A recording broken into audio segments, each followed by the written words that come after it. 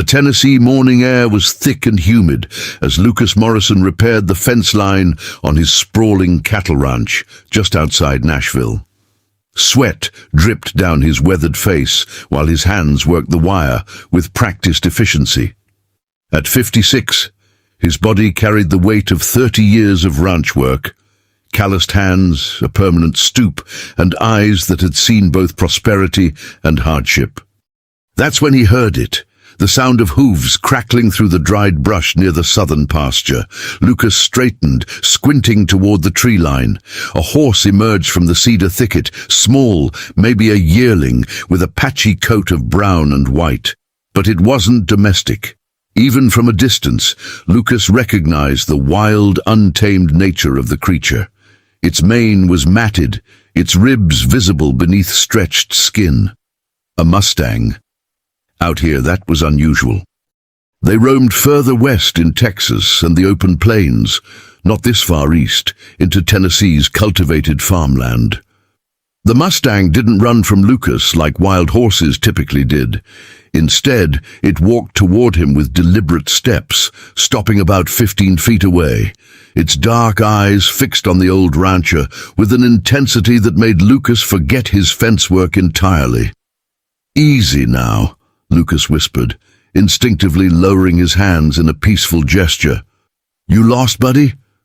The Mustang's nostrils flared, breathing heavily. Its ears pointed directly at Lucas, and the animal took another step closer, then stopped. It waited, as if expecting something, waiting for Lucas to understand some unspoken message. Lucas felt a strange pull in his chest. This wasn't a horse looking for food or water. This was something different. The animal's body language screamed desperation, urgency even. But why would a wild Mustang seek out a human? "I don't have much," Lucas said softly, "but you can get some water from the creek over there. Follow that path and—" The Mustang snorted sharply, almost interrupting him, then turned its head toward the deeper woods, the direction it had come from. It looked back at Lucas, then toward the woods again. The gesture was unmistakable. It was asking Lucas to follow. For a moment, Lucas considered it absurd. He had work to do, cattle to check. The fence wouldn't repair itself. But something in the animal's eyes, a kind of pleading that transcended species, made him pause. "I've got to finish up here first," Lucas said. "You come back tomorrow, all right?" The Mustang pawed at the ground restlessly, then cantered a short distance toward the woods before stopping and looking back. Once more, the same gesture. "Follow me."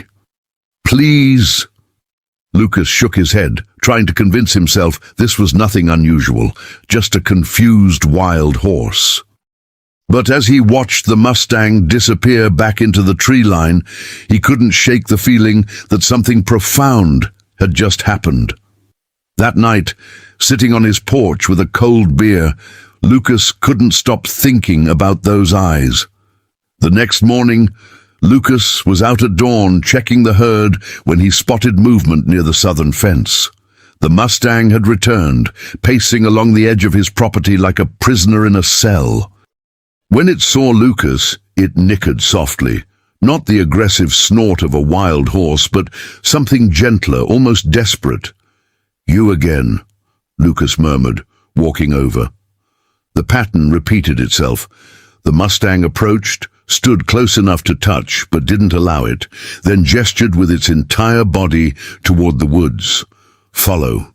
Please, follow." This time something inside Lucas, maybe loneliness after 20 years as a widower, maybe simple human curiosity, or maybe something deeper, made him seriously consider it.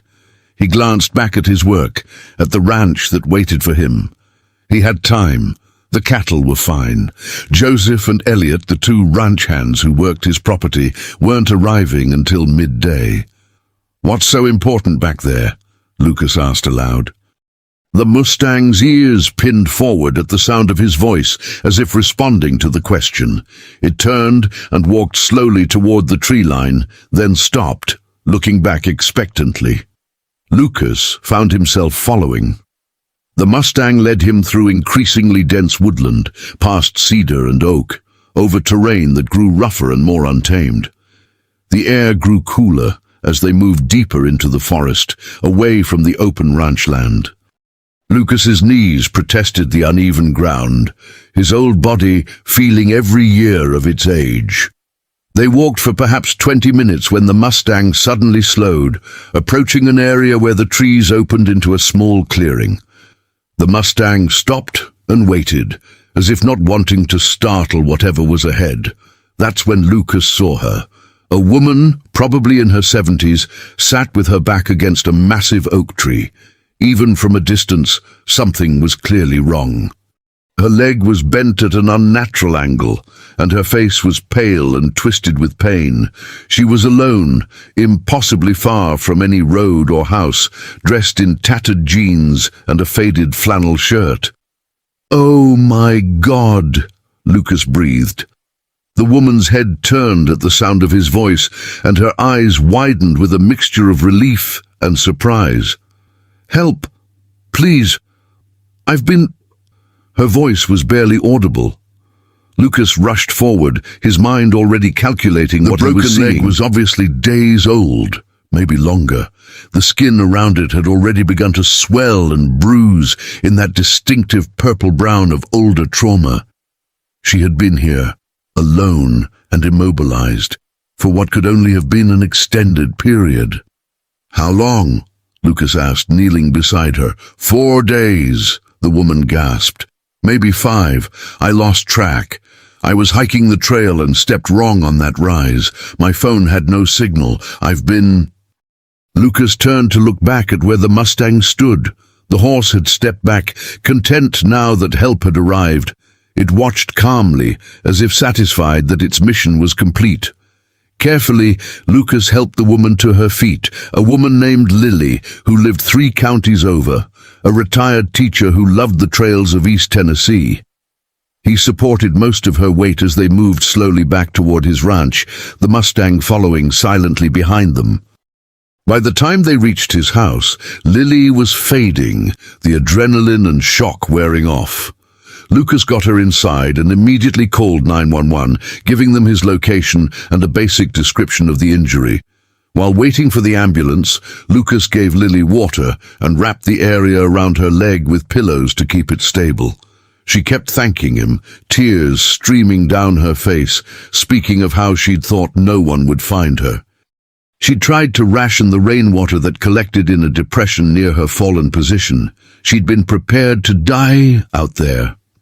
"The horse," she said, gripping Lucas's arm. "How did you even know where I was?" Lucas glanced out the window toward the corral, where he'd secured the Mustang with feed and water. "He came to me, kept insisting I follow him. Honestly, I've never seen anything like it. Wild horses don't do that. They avoid humans." Lily's eyes widened with recognition. "I tried to reach that horse, 2 days ago maybe. I was delirious and I called out to it. I thought I was hallucinating when it appeared at the edge of that clearing. I thought maybe I was already dying and seeing things, but it was real. It stayed with me for a while that night. Just stayed." An idea struck Lucas. "You have any idea where this horse came from? Anyone in your area raising Mustangs?" Lily nodded slowly. "About a mile from where I went hiking, there's a man, James Elliott. He keeps horses, not all of them legal. There's talk around the area about him purchasing wild Mustangs from auctions and, well, people suspect he's not treating them well." The ambulance arrived 30 minutes later. As they loaded Lily onto the stretcher, she squeezed Lucas's hand. "Find out about that horse, please. If it came from there, it might not be the only one suffering." After they drove away, Lucas stood alone with the Mustang. He ran his hand along the horse's neck, feeling the tension in its muscles, seeing up close the malnourishment evident in every bone. "You were trying to get away from something," Lucas said softly. "Weren't you? And somehow helping me help her, was part of that." The Mustang pressed its forehead against Lucas's chest, a gesture so human in its emotional vulnerability that Lucas felt his throat tighten. The next morning, Lucas contacted the local animal welfare office and described both the Mustang and the property run by James Elliott. He didn't expect much. These calls rarely led anywhere, but he couldn't ignore what had happened. Within 2 days, his phone rang. The officer, a young woman named Emily, explained that they'd conducted an inspection based on an anonymous tip, and what they found had shocked even her seasoned eyes. Elliott had been running an illegal horse trading operation, buying Mustangs from auctions meant for slaughter and reselling them to unsuitable buyers. Several animals showed signs of severe neglect and abuse. Most importantly, they had confirmed that the small Mustang now in Lucas's corral had come from Elliott's property 6 months earlier. The animal had escaped through a broken fence that Elliott had been too negligent to fix. "And here's the thing," Emily said, her voice carrying emotion. "Elliott claims he wanted that horse dead, said it was aggressive, that it wouldn't train. He was planning to have it destroyed. Whatever instinct made it leave that property and find you, it literally saved its life." But there was more. During the investigation, officers found another detail. Elliott had been neglecting his animals for years. Authorities found multiple horses in dangerous conditions, including several that hadn't seen a veterinarian in over 2 years. The state pressed charges. More importantly, Lily, now in recovery with a casted leg, had agreed to testify about the general conditions when authorities questioned her. She had hiked near Elliott's property several times over the years and had noticed signs of mistreatment. Her experience had crystallized her commitment to speaking out. A local news station picked up the story. Mustang leads rescuer to injured hiker, exposes horse abuse ring. Within a week, the story had spread across Tennessee media. Animal welfare donations increased. 2 other operations in the state were voluntarily inspected by their owners, and one was shut down for violations. Lucas sat in his living room watching the news segment, the Mustang in his paddock outside, now healthier with proper feed and care. Veterinary examination had revealed that the horse was younger than Lucas initially thought, maybe only 8 or 9 months old. A baby, really, with the survival instinct and desperation of an animal that had known nothing but suffering. 3 weeks later, Lucas stood at the fence of his ranch, watching the Mustang graze. The horse's coat had already begun to fill out, gaining the shine of proper nutrition and care. Its ribs were no longer visible, and its eyes carried less of that desperate urgency. Lily had recovered well enough to visit. She brought flowers and a card made by her granddaughter, a girl named Hazel who was 7 years old. The card read, "Thank you for saving my grandma. You are a brave horse." "I've been thinking a lot about this," Lily said, standing beside Lucas at the fence. "About what it means that this animal could sense desperation, that it knew to find help." "I don't have a good explanation for it," Lucas admitted. "I've been a rancher my whole life, and I've never seen anything like it. Maybe it was just random chance. Maybe the horse was desperate and wandering, and I just happened to be the first person it found. Maybe it really did understand somehow. I don't know." "Does it matter?" Lily asked.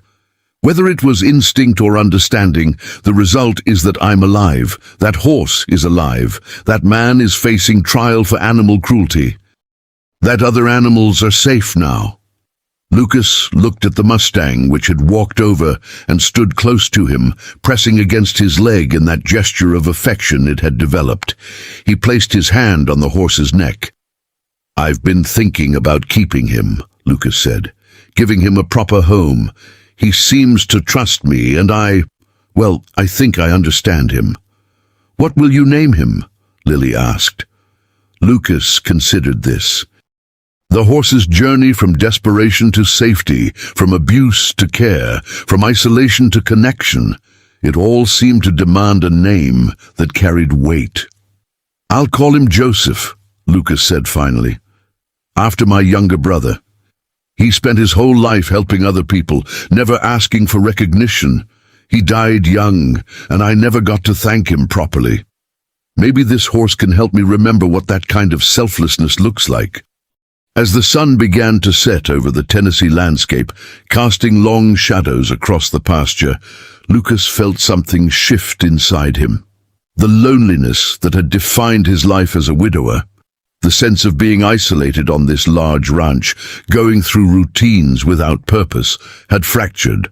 Purpose had arrived in the form of a desperate Mustang with eyes full of need and somehow, inexplicably, the ability to communicate that need.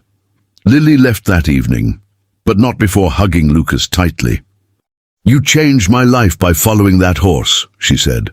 "Joseph changed all of our lives," Lucas replied, watching the Mustang move across the darkening pasture.